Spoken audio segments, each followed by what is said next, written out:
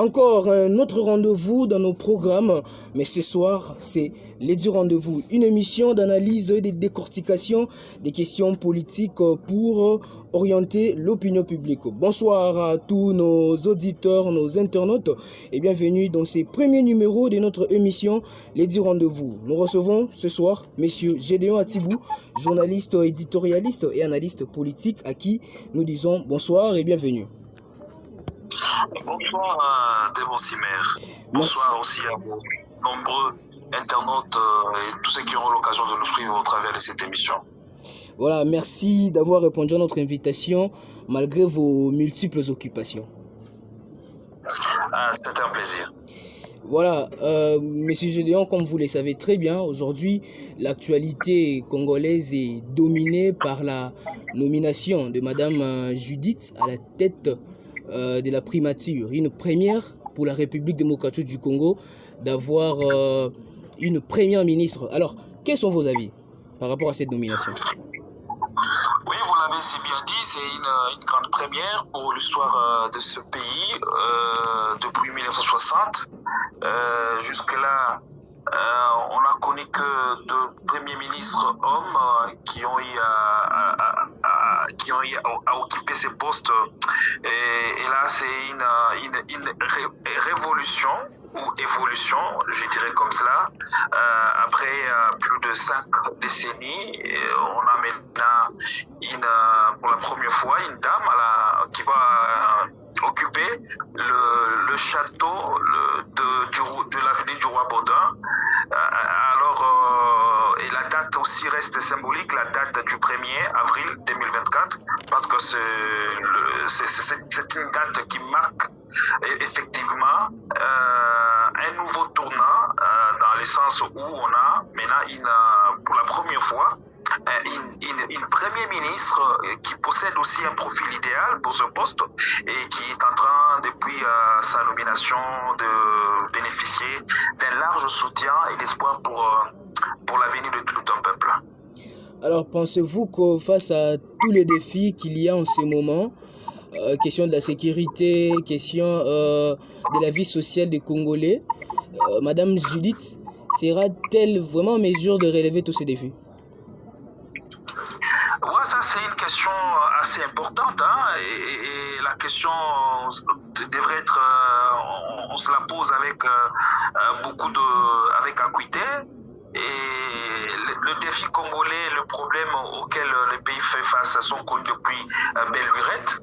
Et donc, Madame Judith Toulouka connaît bien le difficulté, connaît bien les défis qu'elle doit relever. D'ailleurs, lorsque le même jour, juste après sa nomination par le président de la République, elle a accordé une interview à la nationale, et au cours de son interview, elle s'est montrée déterminée à relever tous les défis, et entre autres, nous connaissons que le Congo a un problème de sécurité, surtout dans sa partie orientale du pays. On a un problème de chômage des jeunes, un taux de chômage élevé. On a un problème de l'économie qui est encore trop extravertie. Donc il faudra que Madame Toulouka marque un grand coup. Et je pense qu'elle est armée aussi pour relever tous les défis, puisque la seule façon ou la méthodologie qu'elle devra appliquer, c'est d'abord cibler les priorités. C'est vrai que nous sommes dans un pays où tout semble priorité, où tout est priorité, mais elle devra cibler les priorités, parce que quand on dénombre toutes les priorités, elle ne saura peut-être pas le relever en 5 ans ou en 3 ans, mais elle doit articuler son mandat sous les priorités, sous les défis qu'elle peut être en mesure de relever. Et c'est comme ça que je disais, elle peut faire ce qu'on appelle cibler les priorités. Elle-même est consciente de la lourde responsabilité qui lui incombe, et une vision, elle doit avoir une vision claire, je le disais, des axes prioritaires sur lesquels elle souhaite baser sa politique gouvernementale. Et en adoptant une approche inclusive et coopérative, elle peut arriver à rassembler toutes les couches du pays pour promouvoir la paix et le développement, des éléments cruciaux pour la nation congolaise et afin d'accomplir sa mission avec succès. Et en tant que chef, elle aura toujours besoin du soutien de tous ceux qui l'entourent. Et Madame Judith Toluka ne fait pas exception à cette règle, malgré certaines craintes exprimées par les Congolais. Judith Toluka, je pense à mon humble avis, elle est déterminée à ne pas suivre le même chemin que ses prédécesseurs qui ont échoué. Son choix, malgré les enjeux actuels du pays, a été clair et sans équivoque. Je pense qu'elle pourra faire quand même la différence parce que nous voyons aujourd'hui Madame Soumimwa Toluka, mais ce n'est pas son mandat, c'est le mandat de toutes les femmes et c'est le défi de toutes les femmes qui est mis en avant. Voilà, comme vous l'avez bien dit, vous avez été large dans votre réponse, mais vous avez épinglé quelque chose de très important. Vous avez parlé de la révolution, d'une part. Vous avez aussi ciblé que depuis Belle Lurette, la République démocratique du Congo a toujours été dirigée par les hommes. Mais cette fois-ci, le président de la République s'est montré défenseur de la masculinité positive. Mais on se demande pourquoi les choix est-il porté visiblement ou directement par la dame Judith Toluka? Pourquoi ces choix particuliers? Pourquoi pas d'autres femmes qui se sont présentées, qui ont beaucoup travaillé et donc le choix s'est pointé justement à madame Toluka? Bon, c'est une bonne question. Je pense que la décision d'accorder une telle responsabilité à Madame Toluka dans un contexte aussi difficile ne relève pas du hasard. C'est un choix qui a été bien mûri, bien réfléchi, et vous comprendrez que le parcours même de la dame parle d'elle. Madame Judith Toluka est une femme aux compétences variées, multiples pour ce poste, même si certains suggèrent avec humour qu'elle a été nommée par affection ou par influence. Cependant, cela témoigne d'une méconnaissance, c'est pas connaître Félix Tshisekedi, un homme remarquable, déterminé à assurer l'avenir de son pays, comme en témoigne d'ailleurs sa position ferme face au Rwanda de son régime sanguineux de Paul Kagame. Eh bien, c'est une décision justement qui a été bien mûrue, et aujourd'hui, Madame Toluka Soumimwa fait l'unanimité même au sein de son parti politique qui est l'UDPS, parce que l'UDPS, vous êtes sans ignorer que ce parti présidentiel a raflé la majorité avec 2 sièges au niveau de l'Assemblée nationale. C'est à ce juste titre que la primature lui est revenue de droit, et le CV, le parcours de la dame, elle est experte, et c'est une femme très douée, très compétente. Son est éloquent par rapport à ce que j'ai dit, et aussi même son passage au ministère du plan, et avant ça aussi, et là il a travaillé à la présidence dans un programme assez spécifique. Je pense que son choix a été bien analysé, et je pense qu'aujourd'hui c'est le profil idéal pour essayer de relever les défis. C'est une femme très dynamique, intelligente, qui est discrète aussi, attentive, parce que beaucoup qui la côtoient ou qui ont eu à la côtoyer affirment et témoignent de ces qualités que je suis en train de vous dire maintenant. Et je pense qu'elle mettra tout ça à profit pour le bénéfice du peuple congolais, et elle sait combiner fermeté et coopération selon le besoin. Et je pense que c'est tout cela réuni qui a plaidé en sa faveur pour sa nomination en tant que Premier ministre. Exactement, messieurs. Gédéon Atibou, nous vous avions bien suivi,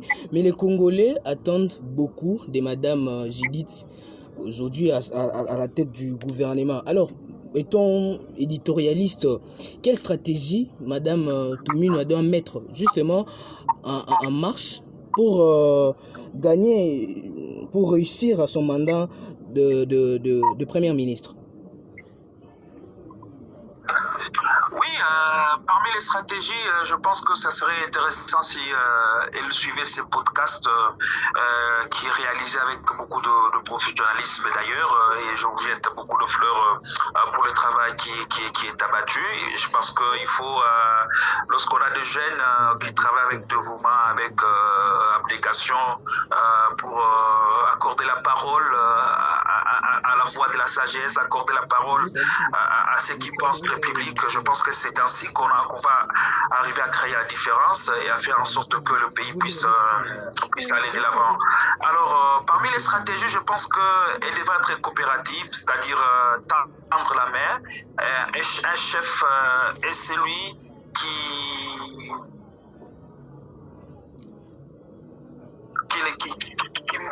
évolue avec ses équipes. Un chef ne cherche pas à s'imposer seul. Un chef est celui qui accepte monter, mettre en valeur ses collaborateurs. Et je pense que parmi les secrets ou les premières stratégies pour Madame Judith Tuluka, c'est de travailler avec des collaborateurs.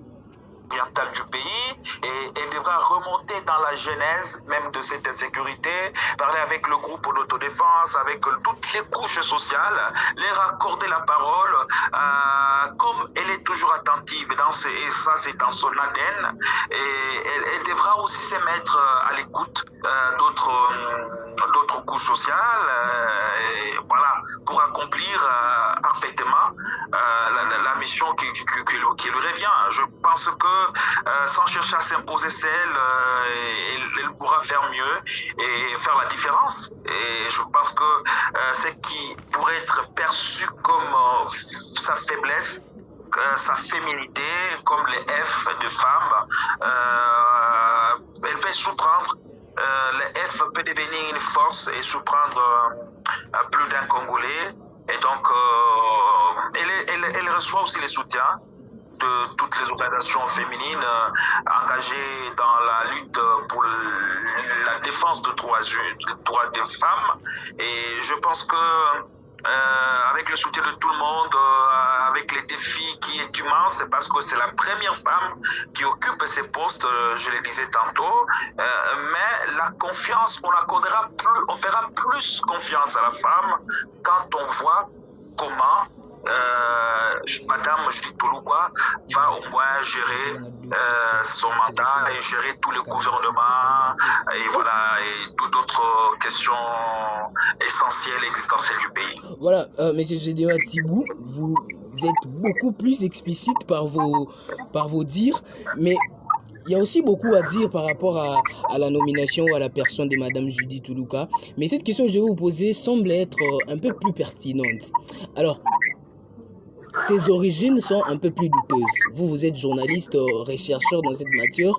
Qu'est-ce que vous en dites? Puisqu'il y a d'autres qui disent qu'elle est belge, il y a d'autres qui disent qu'elle n'est pas du Congo central, il y a d'autres qui disent qu'elle est Luba. Alors, qu'est-ce que vous en dites par rapport aux recherches que vous avez pu faire? Oh, écoutez, ce débat, vous savez que ce débat n'est pas nouveau. Sur la scène politique congolaise, et vous remarquerez que le Congolais aime raconter des sujets dont ils n'ont pas la maîtrise. Madame Judith Tuluka était ministre au ministère du Plan, ministre d'État, et jamais ces débats n'ont jamais été réglés.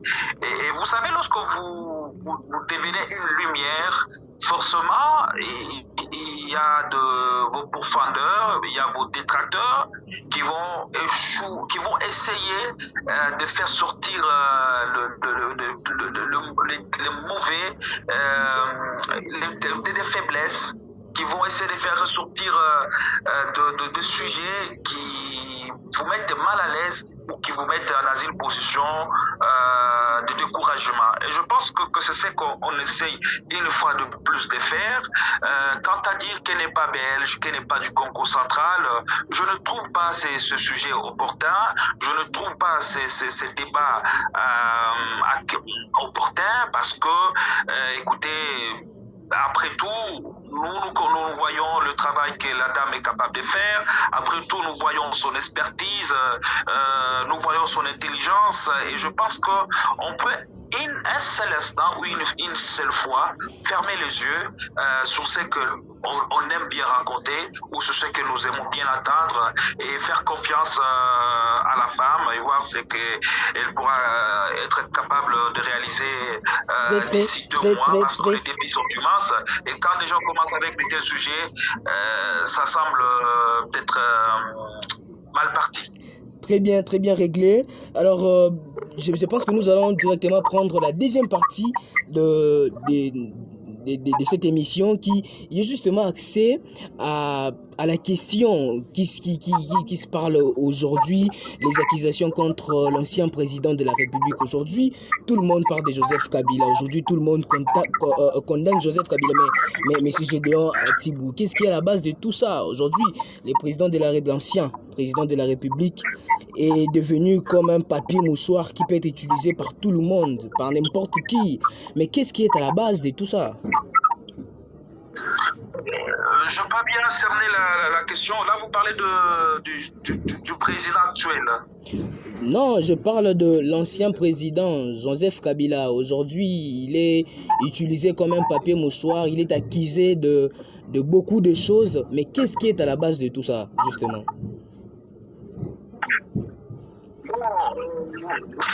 C'est une question assez délicate qui doit être analysée froidement. Et avant peut-être d'entrer dans le vif du sujet, j'aimerais faire un appel solennel à tous ceux qui nous suivent ou à tous ceux qui auront l'occasion de nous suivre au travers de ces podcasts. Et nous ne devons pas faire de Joseph Kabila comme un mystère. Nous ne devons pas faire de Joseph Kabila comme un fonds de commerce. Nous ne devons pas faire de Joseph Kabila comme le mal congolais. Après, c'est vrai, l'histoire de Joseph Kabila est étroitement liée à ce que devient la République aujourd'hui, parce qu'en 18 ans, Kabila a géré ces grands pays dans un contexte, nous devons l'avouer, aussi difficile, mais il a fait de son mieux, il a fait le nécessaire pour quand même garder les pays sur une certaine trajectoire. Et il n'a pas tout accompli non plus. En tant que tout humain, c'est un homme qui a accusé aussi beaucoup de failles, comme d'ailleurs tous les autres présidents, parce que parmi les 5 qui ont déjà eu à occuper ces postes, personne n'a été parfait, personne n'a été au-dessus de la mêlée. Et je pense que Kabila ne fait pas exception. Et aujourd'hui, il est considéré comme sénateur à vie. Et je pense que chaque fois, lier son nom, chaque fois voir son ombre à ce qui se passe, ce serait parfois une manière voilée de cacher des incapacités, de cacher des insuffisances pour donner des réponses aux préoccupations, aux aspirations les plus légitimes du peuple congolais. Et après, quand on cite le nom de Kabila à longueur de journée, qu'est-ce que ça change? Quelle solution à ce moment-là est donnée aux problèmes que rencontrent les Congolais disséminés à travers le pays, nord, sud, est ou ouest? Je pense que faire la fixation sur Kabila, je pense que c'est une perte de temps et une perte d'énergie. Et quand on fait ça, après, le lendemain, le taux de change ne s'améliore pas. La dépréciation du franc congolais face au dollar américain est toujours exponentielle. Le taux de chômage, il est toujours excédent. Alors, le mieux à faire, serait de s'intéresser à des questions essentielles, à des questions existentielles. Aujourd'hui, Joseph Kabila, une fois de plus, est accusé d'être derrière la rébellion créée par l'ancien président de la CENI, Corneille Nangaa, avec tous les compères, tous ceux qui ont quitté le pays pour traverser dans le camp pour prendre les armes contre la République.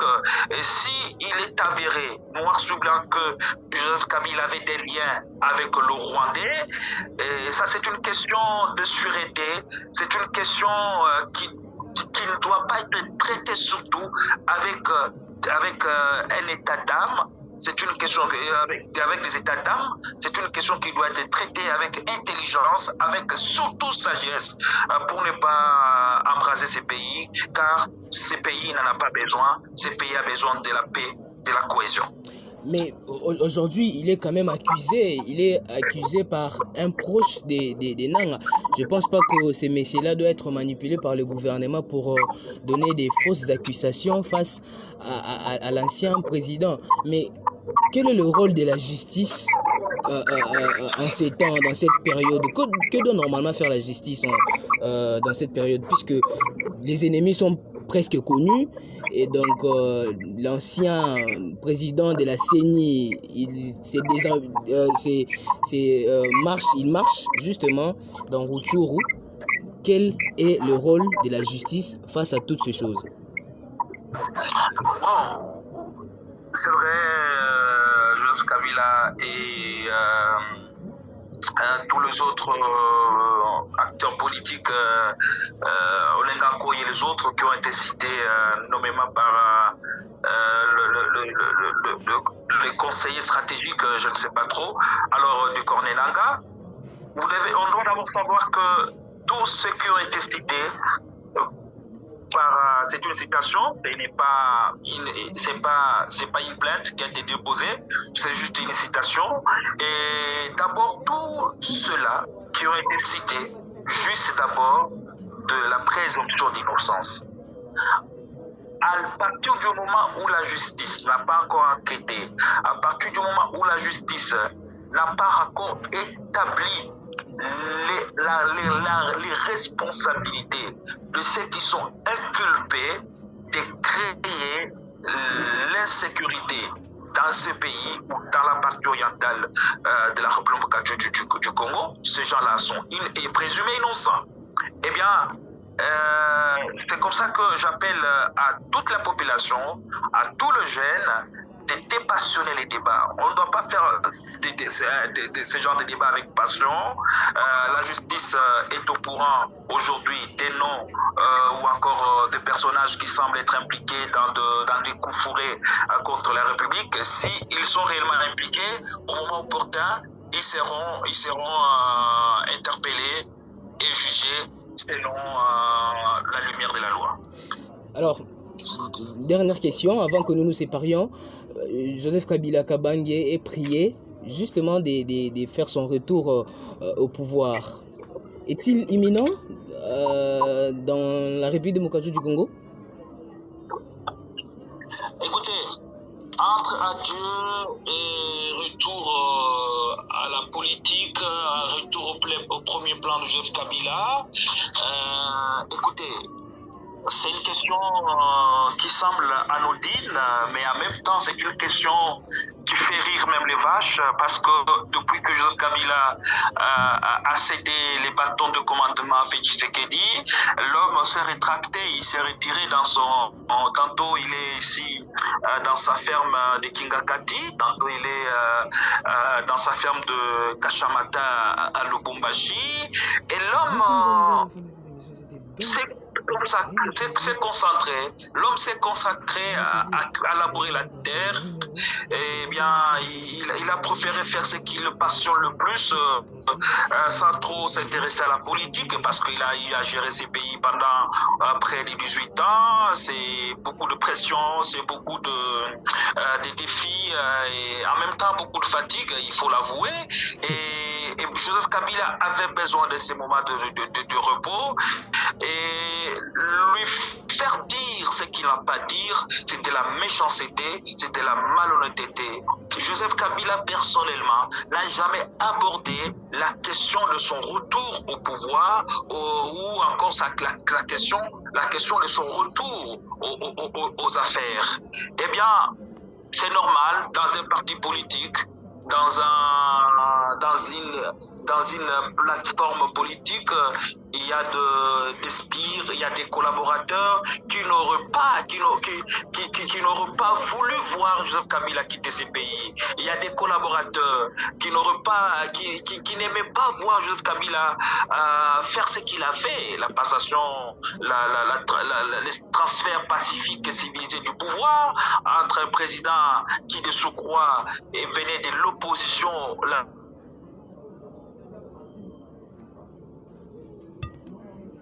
Eh bien, ces gens-là, par soif, par envie de voir encore leur mentor revenir au pouvoir, ils peuvent toujours alimenter ces débats ou alimenter ces sujets. Mais personnellement, lui-même, Joseph Kabila, n'a jamais abordé la question.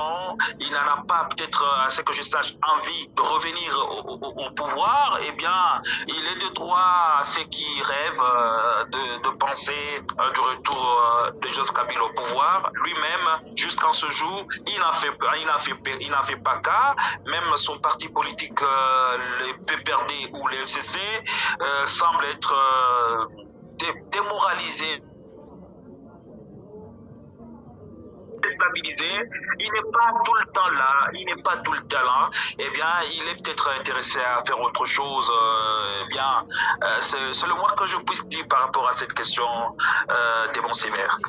Voilà, nous sommes pratiquement arrivés à la fin. Quel est votre dernier mot par rapport à tout ce que nous avons eu à discuter ce soir?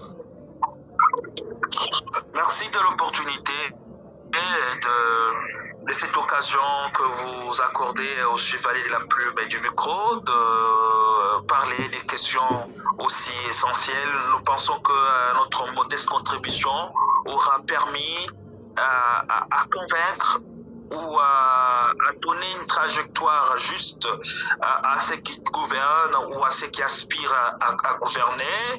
Et je pense que ce pays, c'est un pays qui méritait mieux. Ce pays est un pays qui, en tout cas, doit jouer son rôle en tant que la gâchette pour booster le développement de toute l'Afrique, même du continent. Et cela passe par la responsabilité et la conscience des dirigeants, ceux qui veulent nous diriger ou ceux qui veulent avoir le pouvoir ou par des armes. Je pense que c'est une voie qui n'est pas la mieux appropriée en plein 21e siècle pour accéder au pouvoir. Le seul moyen d'accession au pouvoir, c'est justement la voie démocratique par la voie des urnes. Et c'est vrai, dans ce pays, nous venons de vivre le 4e cycle électoral avec des imperfections que cela a présentées. Eh bien, en toute œuvre humaine, rien n'est parfait. Qu'allons-nous faire? Nous devons accepter le résultat, accepter les dirigeants qui sont là et ceux qui veulent diriger demain. Se préparer maintenant, n'est pas attendre de 2028 pour se préparer. Ils peuvent le faire maintenant. Nous sommes en 2024. Le faire maintenant et pendant 5 ans, vous pouvez avoir pour battre campagne en 2028 et aussi intégrer les institutions. En tout cas, tous les Congolais, ceux qui prient, qui continuent à prier pour le pays, ceux qui travaillent, qui continuent à travailler pour relever les défis de ces pays, pour aussi changer l'image de ces grands pays aux dimensions continentales, notre image à l'extérieur qui est très écorchée des fois. Voilà, nous sommes arrivés à la fin de cette émission. C'était donc un réel plaisir d'avoir dans ce numéro monsieur Gédéon Atibou. Je rappelle qu'il est journaliste, éditorialiste et analyste politique. Alors, un moment riche en pensée et analyse politique approfondie. Alors, retrouvons-nous prochainement pour un autre numéro et à très bientôt. Voilà, c'est fini.